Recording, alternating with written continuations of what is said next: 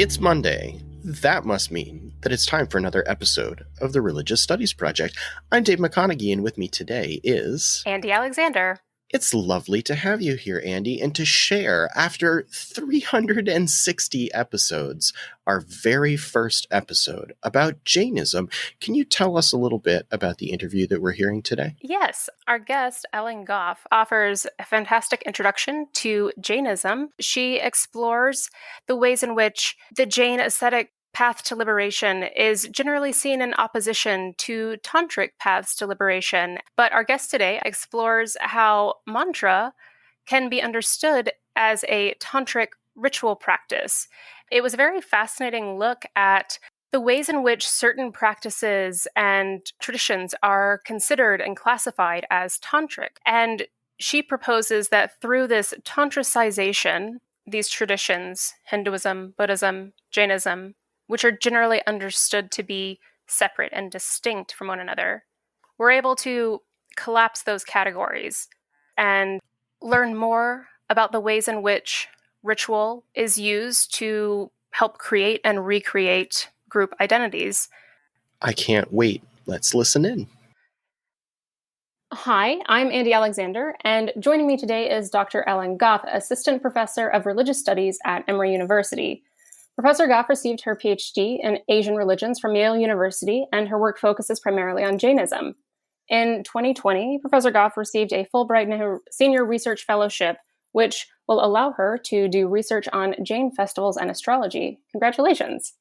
But today, we are here to discuss your forthcoming book, Making a Mantra, Tantric Ritual and Renunciation on the Jain Path to Liberation, which will be available in June 2021. Now, I believe that you have been a long time and avid listener of the Religious Studies Project, but this is your first appearance on our podcast. So we are very glad to have you here. Thank you so much for joining us. Oh, yeah, thanks for having me. I'll say I listened to this regularly when I was on the job market to get an understanding of the field of religious studies, and it was very helpful. So thanks for what you do.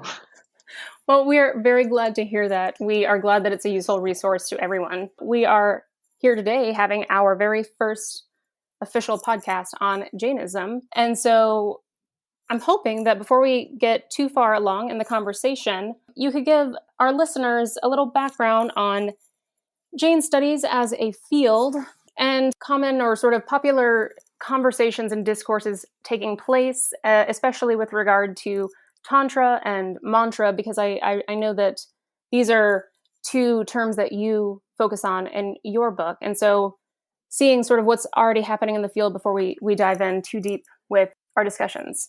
Right, sure, yeah. I'll start with Jainism. I guess to introduce the field of Jainism, it's a big question, but what I can do is maybe tell my own story about how I learned about Jainism. I learned about Jainism first at the University of Wisconsin-Madison in an intro course, Intro to South Asian Religions. And the course was trying to do a lot, South Asian religions is a huge topic. So we only had, I think, one day on Jainism. And I think what I found is it was introduced in a way that it's often introduced in America, in that we learned about it in our section on renunciatory traditions. So typically in an Intro to South Asians course, you start with the Vedas, you start with learning about these Brahminical traditions that dominated in North India from, let's say, 1200 BCE onwards.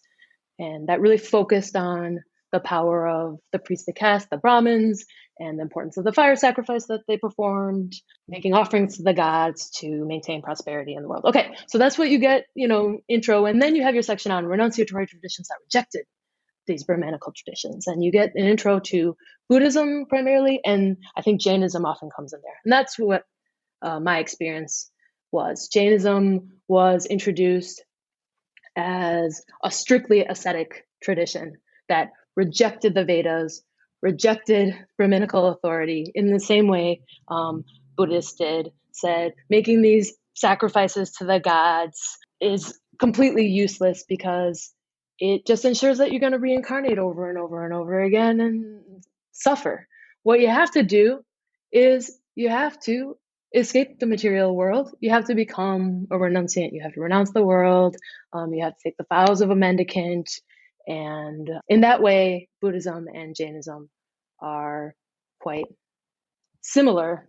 And so that was my experience when I was taking this intro to South Asian religions, is that's how Jainism was introduced to me. And then we never really followed up later with whatever happened to Jainism. It was put in dialogue with Buddhism, as Buddhism really strict other. Do you know I'm sure you know the biography of the Buddha? I'm sure you read the biography of the Buddha. Yes. Right. So often in classrooms, students will experience Jains through the texts of other religious traditions. So there's this famous account in the story of the Buddha where, he's a prince and he leaves the palace and he tries all these meditational programs to try to achieve enlightenment. And the first one he does is he fasts hardcore, gets really skinny, becomes emaciated. There are famous sculptures of the emaciated Buddha. And it's often said, oh, well, that's the Jain path. That's the path of extreme austerities. The Buddha took the middle way. He rejected the path of extreme austerities. He rejected the path of extreme wealth, and he took the middle way. So yeah, that's what I would say, that historically, of course, things are changing now, but historically, Jainism has been introduced in that way. And it is very similar to Buddhism. It did emerge in the 5th century BCE in North India. The founder of Jainism was an ascetic like the Buddha, a contemporary of the Buddha named Mahavira. And so they did have very similar teachings. A key distinction, though, I should say, between Buddhism and Jainism is Jains believe in an eternal soul. In a way, of course, Buddhists reject the idea of an eternal soul. Jains believe that the universe is uncreated and there are infinite number of souls in the universe, but they all are identical and they all contain infinite knowledge, infinite bliss, infinite perception, and infinite power. And they're in all types of living beings. So Jains divide the universe into 4 types of birth placements. We got the gods, we got the plants and animals, we have humans, and we have the hell beings, and we're just cycling, we're just reincarnating amongst all these different birth placements. Our souls are. And why are we doing that? Because of karma, which is, karma literally means action, but in the Jain perception of things, karma is a physical substance that attaches to your soul every time you act. So as I'm talking now, as we're doing this podcast, tons of karma is being attached to my soul, and it's obscuring my infinite knowledge, infinite bliss, infinite power. I could be blissed out, but I'm not, because I'm acting. Mm-hmm. There are different types of karma. Of course, there's good karma, there's bad karma. And if I do good things, hopefully I'm getting some good karma right now because I'm talking about Jainism. And that will maybe ensure that I have a better birth place. I have a really good birth placement right now as a human, but maybe I can become a god in my next life or something like that. But if I do, violent acts, I will be reborn as a hell being or something like this. But so there are different types of karma, but the ultimate goal in Jainism is to destroy all karma so that you just become a pure soul and you shoot to the top of the universe, where you will remain forever with all other liberated souls. You won't merge into one, as some Indic traditions maintain. You will remain distinct from other souls, but you will be blissed out. You'll have infinite knowledge, infinite bliss, infinite power, and you'll just remain there forever. That's the goal of a Jain, is to become a liberated soul. So in your book, you are looking at these terms Tantra and Mantra and sort of their connection to karma and the Jain path of liberation. Could you give us a little background on how these terms are typically understood within Jain studies, and then tell us a little bit about where your work makes an intervention in those discourses? In intros to Jainism and studies of Jainism, this word Tantra has not really been examined. The so-called tantric path to liberation and the ascetic path to liberation in scholarship has been put in opposition to one another. I think that in popular discourse, Tantra is often associated. Well, I ask my students this when I'm introducing Tantra in the classroom. I say, what do you think of when you think of Tantra? And no one says anything. I want them to say sex. I want them to say sex. And I don't know if they don't say it because they don't think of sex or they just don't want to say sex to a professor, but it has been in popular discourse. Sting has 8-hour-long tantric sex sessions and all this. In popular discourse, it has been associated with these antinomian activities. So Right. because of that, because Jainism has been posited as this strict ascetic path of liberation in which celibacy and becoming a monk is required for liberation, they've been put in opposition to one another. I mean, Tantra is such a problematic term. Where do I start with this? It's probably one of the most contested categories in Asian religions. But basically, it comes from a category of texts, tantras, in Buddhism and Hinduism. There are tons of different categories of text, genres of text, sutras, Purana, Veda, etc. And in the tantras, these texts that emerged maybe from the 5th century CE in the medieval period, they describe the beliefs and practices of various cults to deities that, like Jainism and Buddhism and the ascetic traditions, reject Brahminical understandings of the proper way to act, reject the idea of Brahminical purity and Brahminical hierarchy, and posit a path to liberation in which mantras destroy karma. So you initiate into the tradition, you receive a mantra from your guru, you at your initiation, this diagrammic representation of your tradition, like a mandala, these geometric diagrams will be constructed. So you initiate into the tradition. And then after you're initiated into the tradition, you can use the mantras that are imparted to you upon your initiation to continue to destroy the karma on a daily basis. And that's the so-called tantric path to liberation. The foundation is mantras destroy karma, whereas the ascetic path to liberation, the Jaina path to liberation, has been posited as one of asceticism, where you fast, you keep celibate, you perform very difficult acts of asceticism, study, meditation, in order to destroy karma. So that's why studies of Tantra often don't mention Jainism, and studies of Jainism don't often mention Tantra in that way. Given that sort of breakdown, how is your book, Making a Mantra, tackling those understandings and conversations?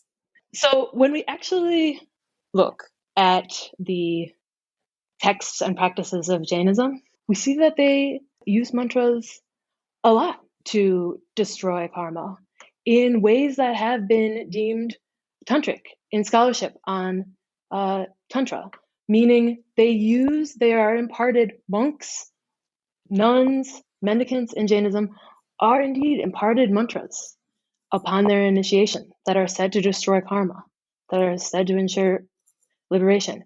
They do construct these diagrams, these mandalas, upon their initiations. And they do regularly. Monks, mendicants, lay people regularly use mantras in meditative practices, in ritual practices to destroy karma. So when we look at the practices, they are performing these so-called tantric practices. And when I say tantric practices, I mean this specific type of initiation in which a mantra is imparted and a mandala is constructed, and then specific type of daily meditational practices that have been outlined by a bunch of smart scholars. The leader in the field of tantric studies right now is Alexis Anderson, who is retired from Oxford. He's trained a number of really prolific, brilliant students who primarily focus on so-called Shaiva tantric traditions. And they and others have defined tantric meditation in a certain way. And there are a number of steps that are involved in tantric meditation. The first being the purification of the body through the use of mantras. Bhuta Shuddhi writes, where you place mantras on your body to purify your body. And then the use of mantras to propitiate the god of your tantric tradition, be it Shiva, Buddha, Vishnu. And then also the deification of the body, again, via mantras. So when we look at Jain texts, Jains are doing this. So what to do? Right. What to do about that? I want to draw attention to a process in your own sort of methodology for the book, where you talk about Catherine Bell's use of ritualization, and you propose Tantracization as a way to address the sort of discrepancy that you see in these processes for, the Jain path to liberation. Can you tell me a little bit more about how you understand that to work and the work it's doing for you, within this text, but also in the field? Yeah, absolutely. I use this term tantracization. I mean, I've seen other people use similar terms, tantrification. I use tantracization, as you say, because I want to engage with Catherine Bell's idea of ritualization. I do it to complicate this category of tantra as something that is coherent that you can point to. I want to make the shift that Bell makes toward the process of creating something that is tantric. So if you want to define a category, let's say you want to define the category tantra, you don't want to start with something that's already called tantric. You don't want to start with a person who's already called a tantric. You don't want to start with a text that's already called tantric. You want to start with something outside of the category and see how that thing changes when it interacts with the category. The process of, then I call it tantracization. So that's why Jainism is really ideal to use to assess this category of Tantra, because Jains have never been categorized as tantrics in the way that Shaivas, Vaishnavas, Buddhists really have. So what I do is I also draw upon David Germano's work. I think he's coined this term non-traditional developmental history, whereby the structuring component of research is not something you would typically start with, like a text or a time period or a person or a religious tradition or a concept such as modernity or secularism or tantra, but instead is a single ritual component. So start with something random like blue socks. If you want to understand the formation of tantra or any other complicated category of analysis in religious studies, start with something completely removed with that and see how it changes when it interacts with that category. So that's what I'm trying to do with the tantracization. And through that process, we see that these practices involving mantras that destroy karma and lead a practitioner toward liberation emerge naturally from the ascetic path to liberation. So we should not put them in opposition. When we look at a single ritual component, and in my book, I look at this litany, this 44-line litany of praises to ascetics who have achieved superhuman powers. Like they have the ability to fly, they have clairvoyance, they have the ability to cure people with their bodily fluids. They have all sorts of superhuman powers that they've developed because our souls have infinite power. So when you destroy some karma that's blocking that infinite power, these superhuman powers emerge. So there's this litany in this text, the Shatkandagam, this Prakrit litany, the language of the Jain scriptures, that is just praises to these ascetics. And I use that as my focus throughout the book. And I look at how this praise that is initially not called a mantra, not used in so-called tantric rites of meditation initiation, how it changes, how its interpretation changes when it begins to be a mantra of initiation, a mantra that's inscribed on these mandalas that are used in tantric meditation. And that, I think, can help us understand what Jains are, and it also can help us understand this category of Tantra. Because if Jain ascetics, if celibate monks are performing these practices that have been named as Tantric, that means that Tantra can't refer to antinomian rites. It can't refer to sex and wine drinking. It also means that it can't refer to a tradition as a whole. I would not call Jainism a tantric tradition, and that has been the language of the field. There are these tantric traditions, Shaiva Siddhanta, Pancharatra, various sects in Buddhism are tantric traditions as a whole. Instead, it has to only refer to ritual components, a certain way of using ritual components contextualized. I hope that makes sense. That's what I'm trying to do with tantracization. Look at the process by which a component that is not initially called tantric then becomes tantric. How does this focus on a single ritual component? And in this case, the appearance of this litany throughout Indian history help us to create new questions and reach new insights in the study of Indian religious traditions. Yeah, that's a great question. I think one way it can bring a new perspective is it shies away from this periodization of history based on models of kingship. Sometimes the history of India is written in terms of kingly patronage. So we have the medieval period from the 6th century to the 13th century. That's been called the so-called Shaiva Age by Alexis Sanderson in a famous monograph-length book chapter, because it was in this period that kings adopted Shaivism and then promoted Shaivism. And there's a lot of truth in that. But then we get to the 13th century and we have the period of Muslim rule. And then we have 19th century when we have British rule and we have engagements with colonial authorities and foreigners. And often when we think about the history of religions, we think in those terms. So when we're analyzing our data, we think, oh, this is the Shaiva age, so this development of this ritual practice emerged because of Shaivism. Or this development of this ritual practice or belief emerged because of Muslim rule. Or this development emerged because of British rule.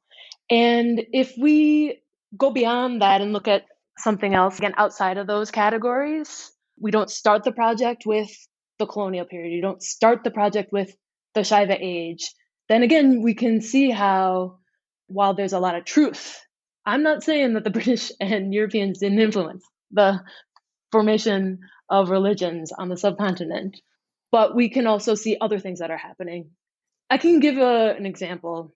So the Shaiva age has also been called the Tantric age. This is the period where these tantric practices really, really flourished. But in Jainism, a lot of the manuals that outline these meditative rites, these initiatory rites, begin to be composed from the 13th century onwards, like at the end of the so-called Tantric age. And I found that because I didn't structure it yet in terms of the Tantric age, I structured it in terms of this litany. And I'm starting to see my litany discussed a lot from the 13th century onwards.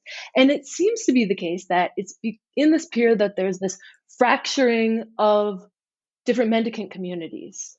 And they all were looking to gain lay patronage by projecting themselves as these powerful leaders of their communities. So it's in that period where we begin to see a lot of manuals to discuss how you impart the mantra to a monk, how the monk uses it in daily ritual, how all these monks defeat all their competing mendicant lineages, Jain mendicant lineages, and then also non-mendicants.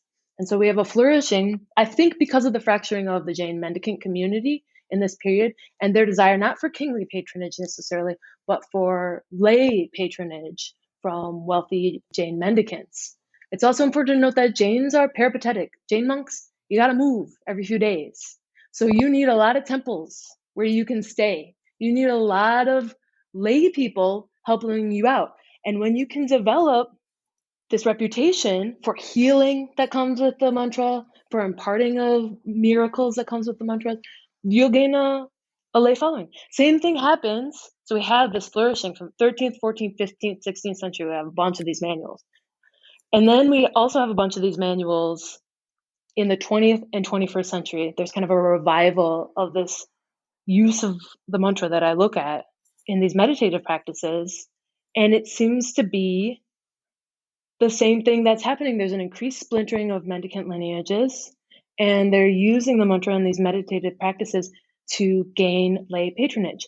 On the one hand, if we were looking at it through the framework of colonial rule, we think, oh, there's this sort of Protestantization of Jainism in the 19th, 20th, 21st century, so that they rid themselves. There's this focus. There was this translation project in the 19th century of the early so-called canonical texts. We had important German scholars, Max Müller, Bühler, coming in, translating the early canon that emphasized asceticism and trying to find a Bible. We've all read this. We've all read Masuzawa, Invention of World Religions. So trying to model Jainism on Protestant Christianity.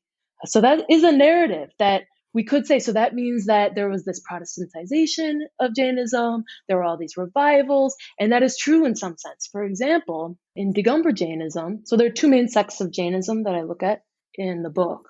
And I hope that's a contribution because I'm trying to compare these two main sects, Digambar and Shvetambara, in a way that a lot of scholars don't do. Often scholars focus just on one sect. But anyway, Digambars are famous for having nude monks. The fifth vow of a monk is non-possession. That means remove your clothes.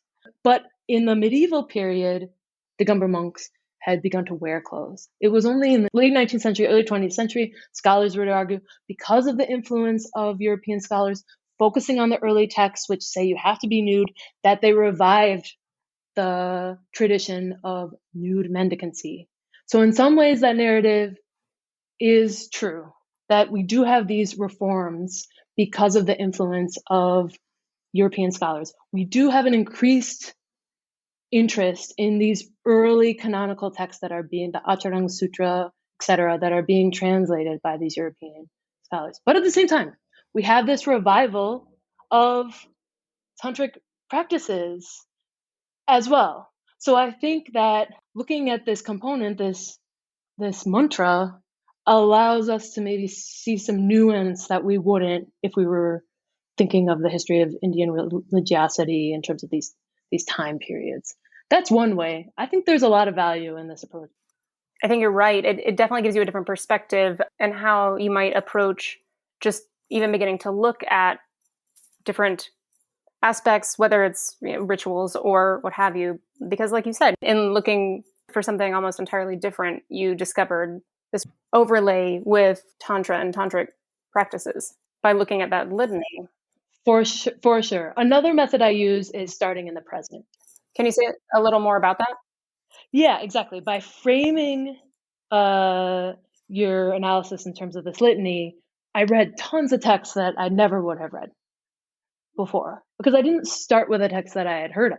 I started with this litany, and I incorporated another contribution I hope my book makes is this incorporation of ethnographic research with textual studies, with also the study of material culture. So often I would, and John Court has encouraged this, I would start in the present day with my litany and see what Jains on the ground are doing with my litany and ask these monks who are trained and have a very specific curriculum they have to work through in order to be promoted through the ranks of mendicancy. I would ask monks, like, what text should I be? Where's my litany? Where's my litany? Where's my litany? And that just created, I think, a different project than I would have had if I would have maybe started with a text that there are a few texts, Jwala Malini Kalpa and Bhairava Padmavati Kalpa. These are the two medieval Jain texts that have been marked as the tantric texts in Jainism because they do promote these esoteric rites using mantras, placement of mantras on the body, worship of these mandalas, these diagrams, et cetera, et cetera, et cetera. But if I had started with those texts, I wouldn't have found all these other texts that I found. But I started with the mantra, so I found a bunch of unstudied texts and practices. So yeah, thanks for that question. That's another reason why you should start with something kind of random. Start your research with something that makes sense. I mean, I feel like this is a very sort of natural segue into what I want to ask you next is how would your work and this sort of methodology, how would that apply to other areas of religious studies and specifically anyone working outside of Jain studies in particular? How would this work speak to them? Yeah, I think one of the contributions is this approach that tries to, this so-called non-traditional developmental history of Germano that tries to integrate ethnography and textual studies and material culture by looking at a single ritual component. That's one thing. Another contribution I hope this book makes is the encouragement of the study of minority tradition, because Jains are famously a minority tradition. They have been since the beginning. Right now, they're less than 1% of the Indian population. Maybe there are 8 million Jains in the world, but they have been on the Indian subcontinent engaging in all of the developments on the Indian subcontinent from the 5th century BCE to the present day. So if you want to have maybe new understanding of the history of Indian religions, look through the eyes of Jain. It's just a little off. If you want an understanding of what the majority traditions are doing, don't read the majority traditions, what they're saying. Read what the minority traditions are doing. If you want to study what Protestants are doing in the West in the 19th century or something, look at what the Mormons are saying, because they're obviously picking up on what Protestants are doing. And they're presenting a very different perspective. And I think that's why the study of Jainism in this case really helps in terms of the category of Tantra, because there have been all sorts of debates about who developed Tantra first. Was it Buddhist? Was it Shaivas? Was it Buddhist? Was it Shaiva? People are going back and forth. Let's start with someone else. Let's not think in terms of sectarian terms. Let's think in terms of a ritual component and understand the history of tantric practices in that way. And then I can argue that it emerges from asceticism. I'll say one more thing. So Stephen Yun is the main character in this drama about Korean Americans, Minari. And he had this line in the interview where he says, this is an inexact quote, but the Asian American experience is always paying attention to what everyone else is doing, but no one really paying attention to you. And I don't want to compare Jains to Asian Americans, but at that moment, I thought that's Jainism. They are there everywhere, and they are very perceptive, and they offer a different perspective. They do show up in majority texts, but they show up in maybe a Shaiva text, philosophical text, but as a straw man. And there's a very one-dimensional portrayal of Jainism in the majority texts. Whereas I'm not saying that the majority traditions aren't portrayed in a one-dimensional manner in Jain texts, but asking how they're portrayed in Jain texts, I think, is a helpful exercise.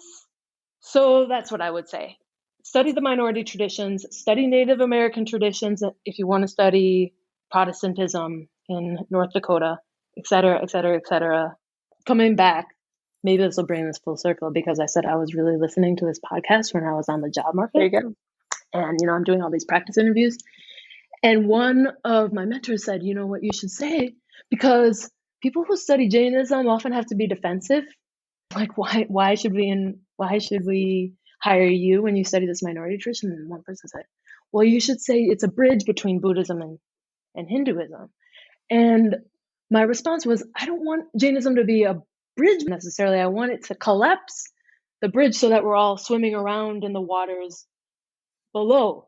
If you look at it from this outsider perspective, it's a means by which you can see the construction of these religious categories, which we all know are quite artificial, but also rooted in reality. Yeah. And I want to loop back to our earlier discussion of your own experiences learning about Jainism in the undergraduate classroom. Given what you've discussed, I think that this book would be a great resource for many faculty and many students, whether they're teaching a survey of Asian religions course or specifically a course on Jainism. Is there a chapter in particular that you would recommend to someone looking to incorporate this text into their syllabus? And in what ways do you think that it would be particularly beneficial for students? Yeah, I would hope that chapter 5 of my book would be assigned in the classroom, because I think it's really accessible. It's all ethnography. It's me sitting with this monk that I owe so much to, Acharya Nandigosh Suriji, and him explaining to me his daily ritual practice using this mantra and this mandala on which the mantra is inscribed, this cloth, gorgeous painted diagram. And I think that would be really accessible for students. And again, it's rooted in the modern period. It's not in this moment in the 5th century BCE. And it shows precisely how tantric practices, these meditative practices, are intimately related to ascetic practices. It is a monk doing this. And I think that's important to note, because often in Buddhist studies, it's noted that there's the tantric path to liberation and then there's the monastic path to liberation, wherein you initiate into this practice of mantras, or you initiate as a monk. Now, monks can also initiate as tantrics, but it's not the same initiation. And Jain monks get that initiation, the initiation into this ritual practice of mantras and the ascetic initiation at the same time. So that could be very useful.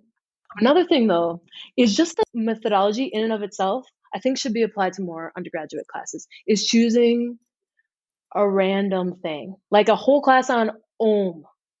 Tell the history of Indian religions through Om.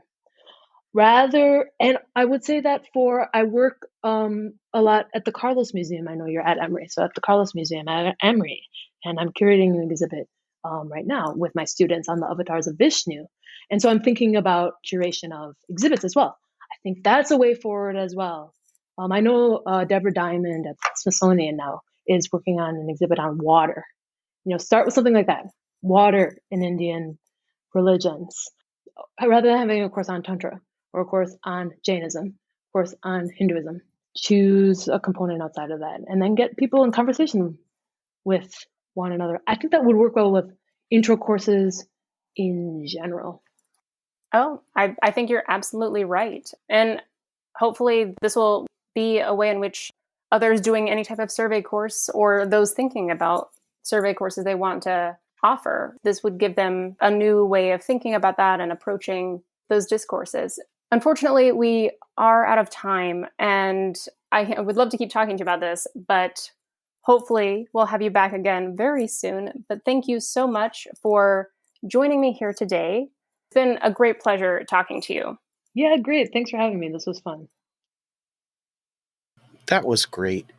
I'm really thankful that we can take the opportunity at the Religious Studies Project to try to tackle new material. And what's really a relief is after 10 seasons, entering 11 seasons next year, we can still have content that is fresh and new that we have not covered. It just makes me so happy. If you would like to support our work, we would really appreciate it if you headed over to patreon.com/projectrs and give us a small donation. We love coffee. We love being able to pay for the services that we need to use in order to provide the podcast to everyone for free each week. If you're able to give $1 or $5 or $10 a month to support our work, that would really go a long way to making sure that everybody has access to these items to share in the knowledge that scholars are producing about religious studies. We always encourage you to come and join us on Facebook or on Twitter at Project RS, and we look forward to your support. You can always come to our website, religiousstudiesproject.com, and use our Amazon affiliate links to buy whatever you need: toothpaste, toiletries, books, toys, planes, magazines. Everything is available for just the regular price, and we get a tiny, tiny sliver of it, which helps us defray the costs of keeping this podcast free to you. So until next time, we say thanks for listening. The RSP is sponsored by the BASR, NAASR and the IAHR, and is produced by the Religious Studies Project Association, a Scottish charitable incorporated organisation. Find out more at religiousstudiesproject.com. Brought to you by editors Brianne Fallon and David McConaughey, and founding editors Chris Cotter, that's me, and David Robertson, that's the other guy. Our features are edited by Rebecca Barrett-Fox and Lauren Osborne, and our Opportunities Digest by Ella Bach. Audio editing by Alex Matthews, podcast transcription by Andie Alexander and Savannah Finver, and social media managed by Ray Radford and Candice Mixon. Don't forget you can support the project by using our Amazon affiliate links or donating at patreon.com/projectrs. And you can find us on Facebook, Twitter, YouTube, iTunes, and other portals. Thanks for listening.